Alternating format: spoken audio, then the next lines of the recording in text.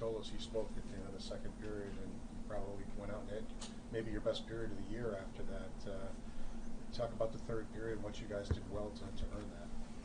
Just we were on the attack. We were aggressive. We were fearless. Went after him, and yes, I said it after the game. I thought that turned it right back over to Oki. I thought he did a great job in between second and third, and even post game went right back to him for further comments because it was a great job, and it was a leadership move, but a collective effort. And we have lots and lots of leaders in that room that took lots of initiative.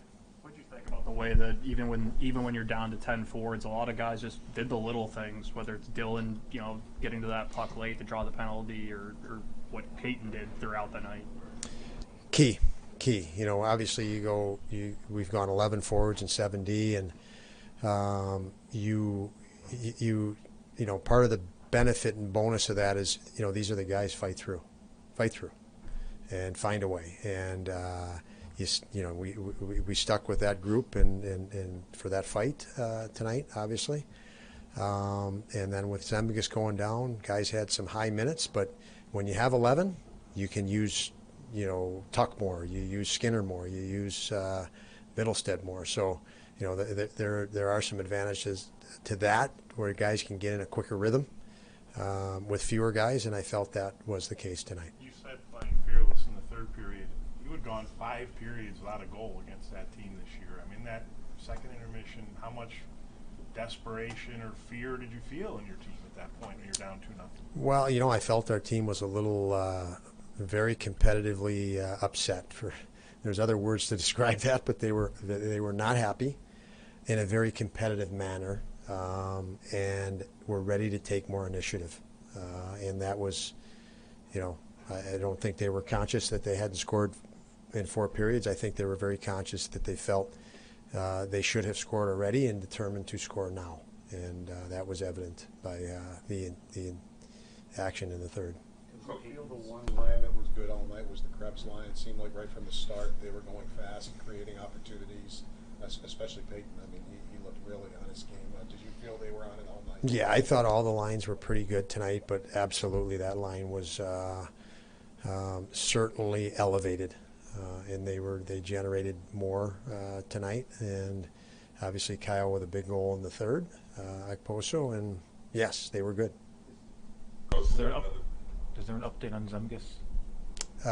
No update. We'll have updates tomorrow. So I didn't get any updates when I walked in yet on anybody. So I'll follow that up tomorrow. What about the Greenway situation? Was that something this afternoon you just decided he couldn't go? Or? Yeah, he couldn't go, and I'll follow up on that one as well as I get more information.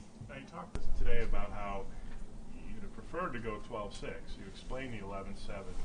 How close were you to having a recall today when you found out Greenway wasn't playing? Close. I mean, it's obvious we would discuss it. When we're in that situation, you weigh things, and we felt we're in a battle. I mean, you look around the league, teams are in battles. It's early in the year, and we just felt let's just let this group here battle, and it turned out to be that type of atmosphere and game anyway. But to go through that with the guys here was something we chose and with intent, and obviously we're pretty happy with the way it worked out. But yeah, you absolutely think about,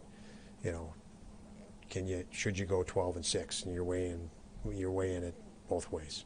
Would you expect a recall for tomorrow? Yes. Coach, tonight we got another effort or another moment to be thankful for tonight. How do you translate that third period into the next 4 games on the road? Being on the road the next 4 games. If you could do that and you bottle it, you'd make a lot of money. So that's the quest for every single team in the league is how do you carry it from one game to the next? And that's sports. That's why it's exciting to watch the next game, and that's why it's challenging. You go in every night and you got another $80 million payroll against you, and it's not easy. So we'll hop on the plane and get as much rest as we can and get ready to go for tomorrow. What was different about how you guys attacked it? We got a big one on the power play tonight, and Joe mentioned attack, and it was that is a mentality We didn't try to pass it in the net. We didn't look for something pretty. And usually when you're very, very intent and aggressive, it ends up being pretty anyway. And that one certainly was.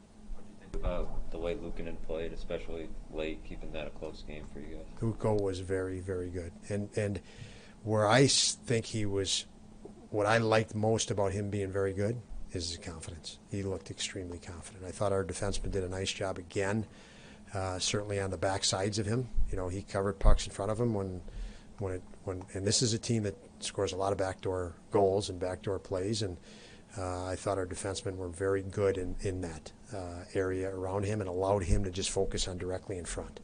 And you can see his confidence in that, knowing the sides are not something he needs to worry about. And, a great job by him and the whole group back there.